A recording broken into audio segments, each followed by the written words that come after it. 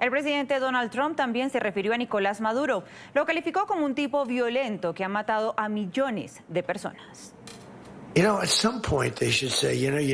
Saben, en algún punto deberían decir, sabe, hizo un gran trabajo, gracias, felicidades. ¿No sería bueno?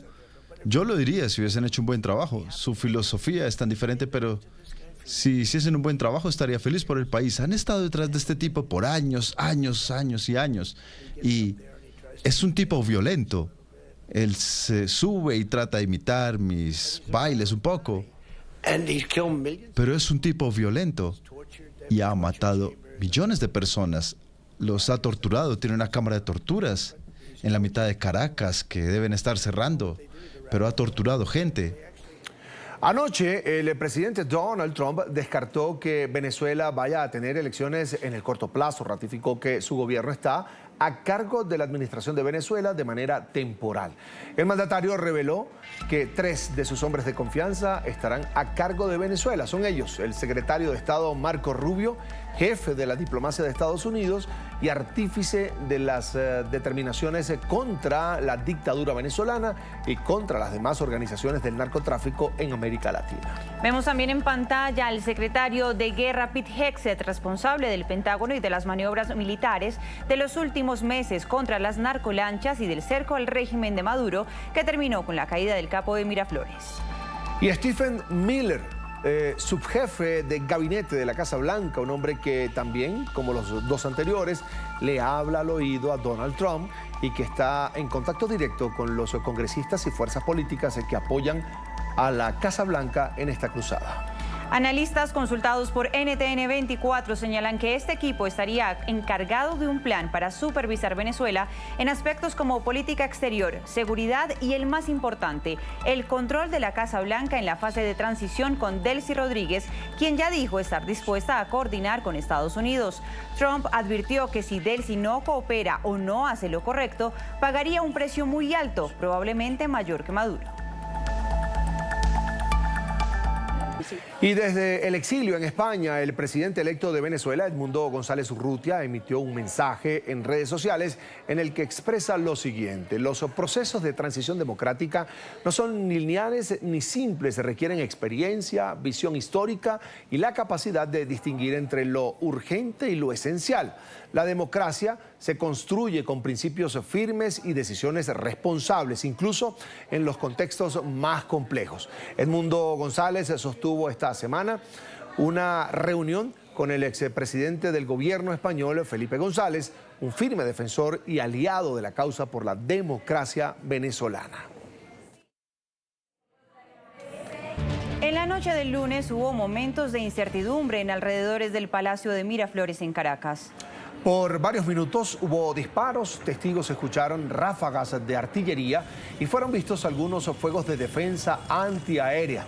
En las calles aledañas a la sede del poder venezolano, hombres armados aparentemente de los servicios de seguridad del régimen estaban apostados y en actitud defensiva y haciendo disparos en inmediaciones de la avenida Urdaneta, la avenida Baralt, el puente Yaguno y cerca del Palacio Federal Legislativo.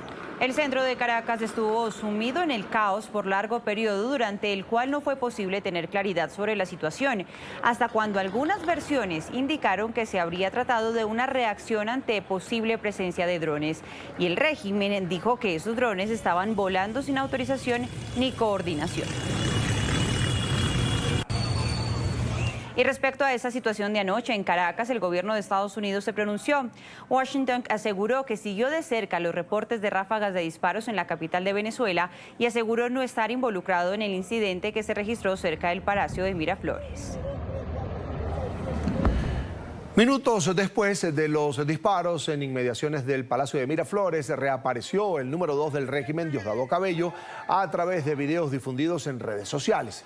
En las imágenes se pudo verse a Cabello en la Plaza Oleari, en la zona del Silencio, en el centro de Caracas, portando un fusil, acompañado de efectivos fuertemente armados de los cuerpos represores del régimen y gritando arengas. Andamos aquí con los muchachos de la policía, pasando revistas. Al empezar a ejercer el poder como encargada, Delcy Rodríguez estaría incumpliendo eventuales compromisos con Estados Unidos. El primer nombramiento que hizo es muy cuestionable. Puso al general Gustavo Enrique González López, un personaje señalado por crímenes de lesa humanidad, como jefe de la Guardia Presidencial. González López está incluido en la lista de sancionados de la Unión Europea. Lo responsabilizan por su participación directa en la represión política y en las prácticas sistemáticas de persecución en contra de la oposición democrática. Estuvo al frente de la dirección del Servicio Bolivariano de Inteligencia Nacional, conocido como SEBIN, en 2 periodos distintos, comprendidos entre 2014 y 2018 y posteriormente entre 2019 y 2024, controlando el centro de detención del Helicoide, que es el mayor centro de torturas de América Latina. Durante el tiempo en el que fue director, hubo agentes bajo su mando que cometieron detenciones arbitrarias, torturas, actos de tratos crueles e inhumanos, e incluida la violencia sexual allí en el Helicoide. Estados Unidos también incluyó al militar en medidas restrictivas por su rol dentro del aparato de seguridad del régimen. A pesar de estas sanciones, el general continuó siendo promovido dentro de la estructura militar y de inteligencia estatal.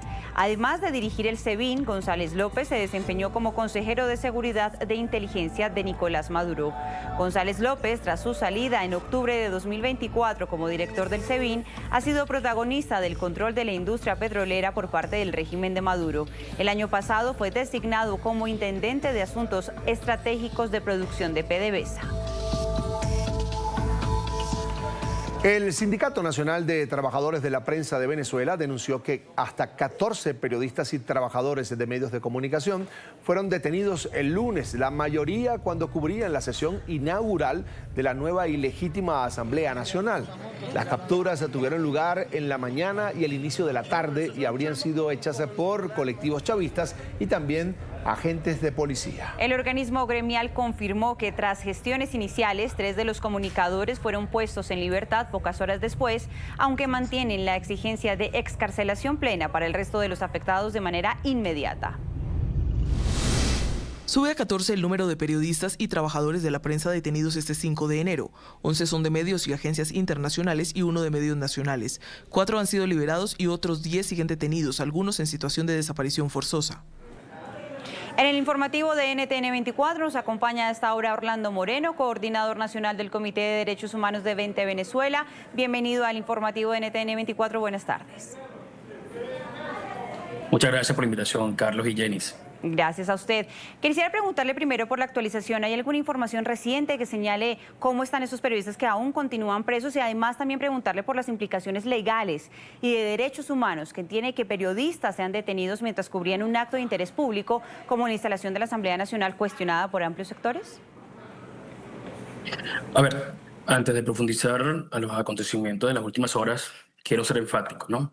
Con presos políticos no hay transición en Venezuela. Así de simple. No podemos hablar de una transición hacia la democracia mientras hoy mismo tengo a más de 100 compañeros y otros 800 venezolanos, estudiantes, trabajadores, militares y civiles secuestrados en celdas de tortura. Para nosotros la única transición posible pasa por aceptar el mandato del 28 de julio y liberar inmediatamente a todos los presos políticos. Ellos no son fichas de canje, son ciudadanos dignos secuestrados por un sistema criminal. Y lo digo con tanta firmeza porque mientras el Cártel de los Soles está en el poder, siguen usando el terror y secuestrando para intentar sostenerse en el poder. Ayer mismo, como lo comentaban, mientras se instaló esta farsa, un grupo de personas sin legitimidad, designadas para simular representación y encubrir la usurpación del poder, el régimen secuestró a 14 periodistas y a otros ciudadanos solo por la cobertura de esta nueva Asamblea Nacional Chavista o por documentar la celebración espontánea de los venezolanos en el exterior. Estamos investigando si todos han sido liberados, pero este hecho confirma que la estructura criminal sigue activa y operando bajo el miedo. Esto no son detenciones legales, es el uso de la fuerza para intentar callar la verdad de lo que está pasando, que es el colapso de una tiranía. Iba a eso precisamente. El Sindicato Nacional de los Trabajadores de la Prensa en Venezuela denuncia que participaron en esas capturas o detenciones ilegales colectivos chavistas, estos que sabemos que andan armados y amedrentando junto a cuerpos de seguridad uniformados como tal. ¿Qué nos dice esto sobre el Estado de Derecho ahora mismo en Venezuela? A ver, quiero precisar lo que anunciaron ayer como un estado de conmoción exterior. Esto es una trampa jurídica para simular legalidad. En realidad es un permiso para que milicias irregulares y colectivos armados con fusiles de guerra ocupen el espacio público y hostiguen a la gente. Esto no ayuda a normalizar el país, al contrario, genera más desasosiego y facilita abusos de poder intolerables. Esa estructura criminal transnacional se apropió de las instituciones hace muchísimos años para actuar con impunidad. Pero hoy le decimos que la soberanía no le pertenece a una cúpula, ni a Cuba, ni a Rusia, ni a Irán. La soberanía reside en el pueblo de Venezuela. Y se habla mucho de figuras como Delcy Rodríguez, pero seamos claros, ella no puede encabezar ninguna transición. Es una operadora política central de un sistema que las Naciones Unidas ha señalado por crímenes de lesa humanidad.